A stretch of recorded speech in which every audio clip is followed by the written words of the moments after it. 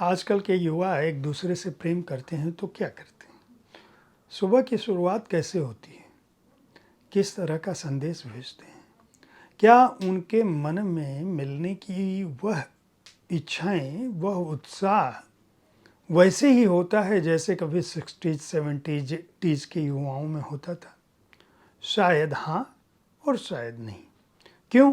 क्योंकि वे तो व्हाट्सएप से, फेसबुक से, सोशल मीडिया से या दूसरे माध्यमों से एक दूसरे से हर क्षण जुड़े रहते हैं। हाय सेक्सी के साथ उनके दिन की शुरुआत होती है।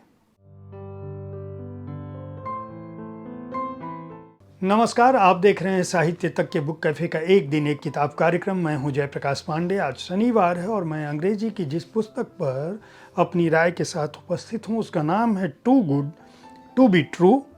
प्राजक्ता कोली इसकी रचनाकार हैं। यह प्राजक्ता का अपना पहला उपन्यास है और इस उपन्यास से प्राजक्ता ने अपनी उम्र की उस पीढ़ी की, अपने बाद की पीढ़ी की, जिसको जेन जी या उसके बाद भी कुछ कहते हैं, जिसके बारे में मुझे बहुत सारी बातें नहीं मालूम है, उनको लेकर यह उपन्यास लिखा है। इस पीढ़ी के बीच जो चैट जीपीटी को अपना मानती है या दूसरे माध्यमों पर जीती है, जिसके लिए संबंधों का मतलब सपनों के साथ साथ उमंगों के बीच जीना है, वह एंजॉयमेंट को अपने रिश्तों का बुनियादी तत्व मानती है। उसी पीढ़ी को लेकर उन्होंने यह उपन्यास लिखा है। उपन्यास की नायिका अवनी है। अवनी किताबों की दुनिया में जीने वाली लड़की है।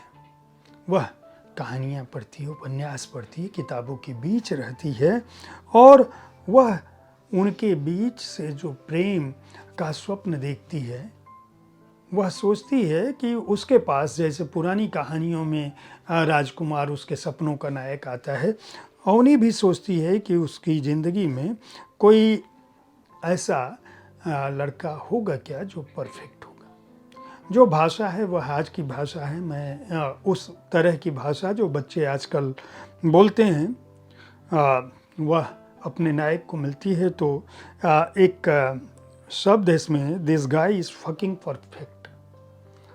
आप समझ सकते हो कि एक दूसरे के प्रति किस तरह के शब्दों के साथ संबंधों की शुरुआत होती है। परफेक्शन के साथ भी कुछ विशेषण लगता है। और अवनी का जो यह लड़का है, जो नायक है, उसका नाम है अमन।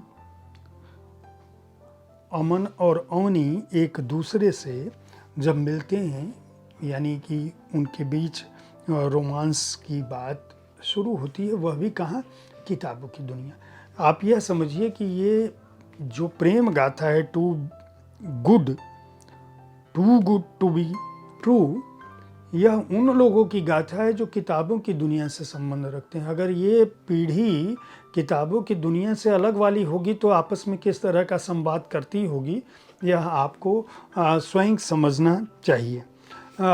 किताबों की दुकान पर इनकी मुलाकात होती है, उस दुकान पर जहाँ अवनी जो है काम भी करती है और किताबें पढ़ती भी हैं। रोमांस के उपन्यासों को पढ़ना उसका शौक़ होता है और अमन वहाँ घुसता है और घुसने के साथ ही पहली नज़र का जो प्यार होता है, जो मैंने बताया कि जिस तरह का विचार उसके मन में आते हैं, वे दोनों एक दूसरे से आकर्षित होना शुरू होते हैं।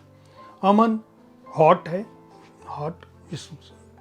सक्सेसफुल है और यह समझती है कि मेरे लिए इससे ज़्यादा बेहतर कोई व्यक्ति नहीं हो सकता। लेकिन जब वो एक दूसरे से संवाद शुरू करते हैं, एक दूसरे से बातचीत शुरू करते हैं, उनका रिश्ता किस मोड़ पर पहुंचता है, किस राह चलता है, क्या क्या उनके बीच होता है, उनके संवाद का स्तर क्या होता है, उनके दोस्तों के बीच जो पार्टियां होती हैं वह किस तरह की होती हैं, चाहे वह मार्टिन हो, माया हो, रिया हो, आजी हो, दूसरे लोग जो होते हैं वह किस तरह से होते हैं और अपने फ्रेंड्स को या बॉयफ्रेंड गर्लफ्रेंड को देखने दिखाने की जो इच्छा है, यह पीढ़ी क्या प्रेम के उस मूल तत्व को समझ पाती है, एक दूसरे के साथ रहकर, एक दूसरे से मुलाकात के अनगिनत अवसर पाकर।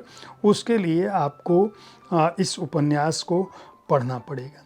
यह एक तरह से प्रेम कथा है, लेकिन आज की पीढ़ी की प्रेम कथा। प्राजक्ता जो है वह चूँकि युवा पीढ़ी की बहुत चर्चित रचनाकार लेखक के तौर पर रही हैं, खुद वीडियोस बनाती हैं, अपने शोज़ लेके आती हैं, नेटफ्लिक्स पे, अमेज़न प्राइम पे बहुत सारी सीरीज से जुड़ी रही हैं। युवाओं के बीच उनकी अपनी एक अलग पहचान है, चाहे वह इंस्टाग्राम हो या दूसरे जो सार्वजनिक सोशल मीडिया के माध्यम हैं। चूँकि बेहद लोकप्रिय हैं, तो युवाओं के बीच उनका यह उपन्यास भी लोकप्रिय है। जो लोग प्राजक्ता को पढ़ना चाहते हैं, आज की पीढ़ी के प्रेम को समझना चाहते हैं, आज की पीढ़ी एक दूसरे से कैसे संवाद करती है इसको समझना चाहते हैं, तो युवाओं के साथ साथ बड़ी उम्र के लोगों को, जिनके लिए ये आज की पीढ़ी समझ में नहीं आती है या उनके अपने बच्चे समझ में नहीं आते, उनके लिए भी यह एक रोचक उपन्यास है। अगर आप इस तरह का, यानी 21वीं सदी के प्रेम का और युवाओं के बीच पनपने और पलने वाले प्रेम को समझना चाहते हैं, तो इस उपन्यास को खरीद कर पढ़ सकते हैं। हार्पर कॉलिंस ने इसको प्रकाशित किया है। 399 रुपये इसका मूल्य है और पृष्ठ संख्या है 310। उम्मीद है साहित्य तक का यह एपिसोड आपको पसंद आया होगा। हर शनिवार को मैं किसी न किसी अंग्रेजी पुस्तक पर अपनी राय रखता हूँ। हमारा प्रयास यह है कि जो लोग अंग्रेजी भाषी नहीं हैं, हिंदी भाषी हैं, लेकिन अंग्रेजी की कृतियों को पढ़कर अपनी अंग्रेजी को बेहतर बनाने के साथ साथ उस दुनिया में, अंग्रेजी की दुनिया में क्या कुछ लिखा जा रहा है उसको जानना समझना चाहते हैं, तो भी इस कार्यक्रम को देखकर उनको जानकारी मिल सकती है। अगले शनिवार मैं फिर ऐसी ही किसी कृति के साथ आऊँगा। रविवार को मैं आपके किसी प्रिय रचनाकार के साथ उनकी ये जीवन कर्म पर बातें मुलाकातें कार्यक्रम में या उनकी किसी कृति पर शब्दरथी कार्यक्रम में मिलता हूँ।